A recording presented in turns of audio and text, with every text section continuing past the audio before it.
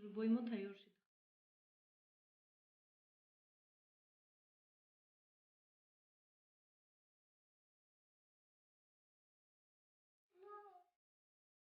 Mesela şurubuymu.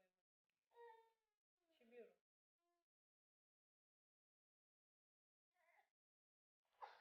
Çıkar.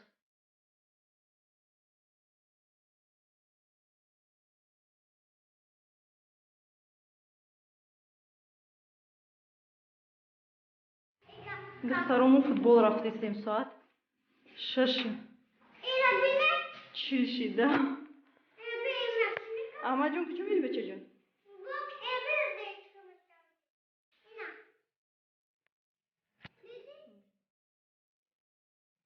Amacın da satı.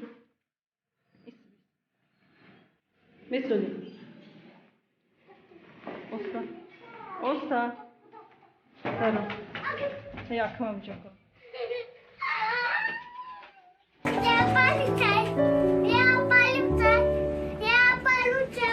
Amacın? Doğru haftası. Sos bozka amacın var mı? Sos bozka. Olsa.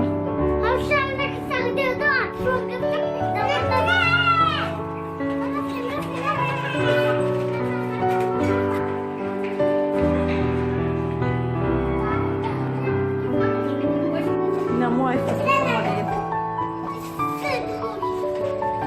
Ay futboluma da şapkayı şabi. Şapka takar.